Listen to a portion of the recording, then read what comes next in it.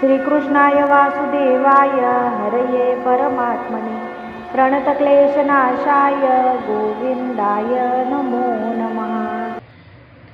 भगवद्गीतेच्या 13व्या अध्यायाला आपण सुरुवात करूया। क्षेत्रज्ञ विभाग योग।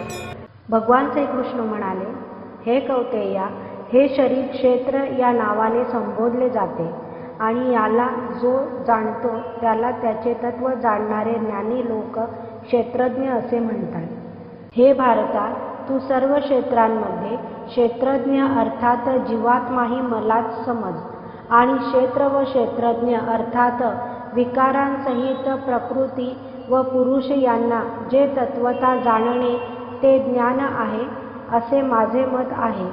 ते क्षेत्र जे आणि जसे आहे तसेच ज्या विकारांनी युक्त आहे आणि ज्या कारणांपासून जे झाले आहे तसेच जो क्षेत्रज्ञही जो आणि ज्या प्रभावाने युक्त आहे ते सर्व थोडक्यात माझ्याकडून ऐक।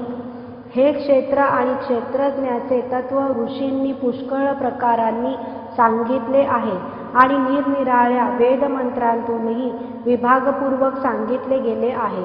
तसेच पूर्णपणे निश्चय केलेल्या युक्तियुक्त ब्रह्मसूत्राच्या पदांनीही सांगितले आहे। 5 महाभूते, अहंकार, बुद्धी आणि मूळ प्रकृती, तसेच 10 इंद्रिये, मन आणि 5 इंद्रियांचे विषय अर्थात शब्द, स्पर्श, रूप, रस आणि गंध, तसेच इच्छा, द्वेष, सुख, दुःख, स्थूल देहाचा पिंड, चेतना आणि धृती, अशा प्रकारे विकारांसहित हे क्षेत्र थोडक्यात सांगितले गेले आहे।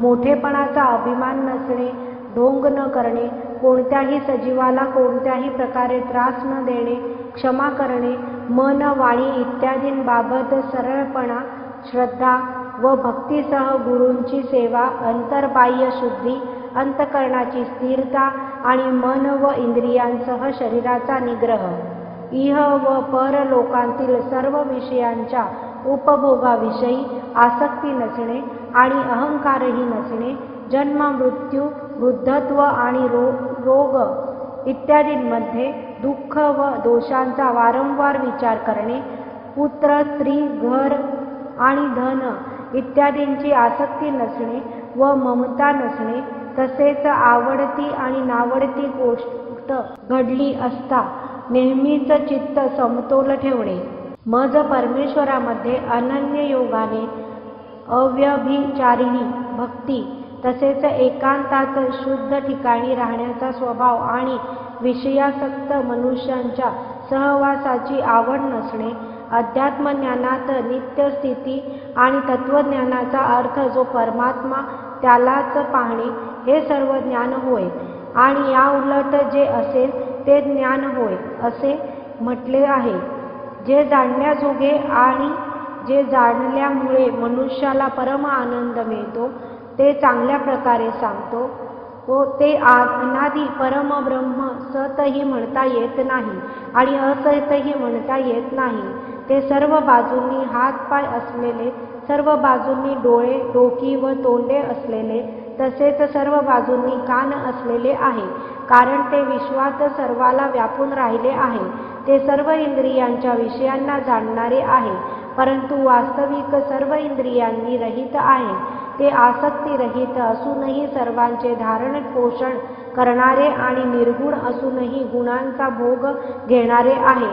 ते चराचर सर्व प्राणीमात्रांच्या बाहेर व आत परिपूर्ण भरले आहे, तसेच चर आणि अचर तेच आणि ते सूक्ष्म असल्यामुळे कळण्याजोगे नाही, तसेच अतिशय जवळ आणि दूरही असलेले तेच आहे।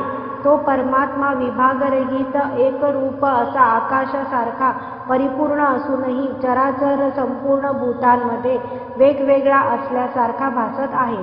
तसाच तो जाणण्याजोगा परमात्मा विष्णू रूपाने भूतांचे धारण पोषण करणारा, रुद्र रूपाने संहार करणारा आणि ब्रह्मदेव रूपाने सर्वांना उत्पन्न करणारा आहे। ते परब्रह्म ज्योतींची ज्योत आणि मायेच्या अत्यंत पलीकडे म्हटले जाते। तो परमात्मा ज्ञानस्वरूप जाणण्यास योग्य आणि तत्वज्ञानाने प्राप्त होण्याजोगा आहे। तसेच सर्वांच्या हृदयात विशेष रूपाने राहिलेला आहे. अशा प्रकारे क्षेत्र तसेच ज्ञान आणि जाणण्याजोगे परमात्म्याचे स्वरूप थोडक्यात सांगितले. माझा भक्त हे तत्वता जाणून माझ्या स्वरूपाला प्राप्त होतो. प्रकृती आणि पुरुष हे दोन्हीही अनादी आहेत असे तू समज आणि राग द्वेषादी विकार तसेच त्रिगुणात्मक सर्व पदार्थही प्रकृतीपासूनच उत्पन्न झालेले आहेत असे समज. कार्य व कारण यांच्या उत्पत्तीचे कारण प्रकृती म्हटली जाते आणि जीवात्मा सुखदुःखांच्या भोगण्याला कारण म्हटला जातो. प्रकृतीत राहिलेला पुरुष प्रकृतीपासून उत्पन्न झालेल्या त्रिगुणात्मक पदार्थांना भोगतो आणि या गुणांची संगतीच या जीवात्म्याला बऱ्या वाईट योनीत जन्म मिळण्याला कारण आहे. या देहात असलेला आत्मा वास्तविक परमात्माचा आहे. तोच साक्षी असल्यामुळे उपद्रष्टा आणि खरी संमती देणारा असल्याने हनुमंता सर्वांचे धारण पोषण करणारा म्हणून भरता जीवरूपाने भोगता ब्रह्मदेव व इत्यादींचाही स्वामी असल्याने महेश्वर आणि शुद्ध सच्चिदानंद घन असल्यामुळे परमात्मा म्हटला जातो. अशा रीतीने पुरुषाला आणि गुणांसहित प्रकृतीला जो मनुष्य तत्वता जाणतो तो सर्व प्रकारे कर्तव्य कर्मे करीत असला तरी पुन्हा जन्माला येत नाही. त्या परमात्म्याला काही जण शुद्ध झालेल्या सूक्ष्म बुद्धीने ध्यानाच्या योगाने हृदयात पाहतात. दुसरे काही जण ज्ञानयोगाच्या द्वारा आणि इतर कितीतरी लोक कर्मयोगाच्या द्वारा पाहतात म्हणजेच प्राप्त करून घेतात. परंतु यांखेरीज इतर अर्थात मंदबुद्धीचे लोक आहेत ते अशा प्रकारे न जाणणारे असतात. ते दुसऱ्याकडून म्हणजेच तत्वज्ञानी पुरुषांकडून ऐकूनच तदनुसार उपासना करतात आणि ते ऐकलेले प्रमाण मानणारे पुरुषसुद्धा मृत्यूरूप संसार सागर खात्रीने तरून जातात. हे भरतर्षभा, जेवढे म्हणून स्थावर जंगम प्राणी उत्पन्न होतात ते सर्व क्षेत्र व क्षेत्रज्ञ यांच्या संयोगानेच उत्पन्न होतात असे तू जाण. जो पुरुष नाशवंत सर्व चराचर भूतांत परमेश्वर हा अविनाशी व सर्वत्र समभावाने स्थित असलेला पाहतो तोच खरे पाहतो. कारण जो पुरुष सर्वांमध्ये समरूपाने असलेल्या परमेश्वराला समान पाहून आपणच आपला नाश करून घेत नाही त्यामुळे तो परमगतीला जातो.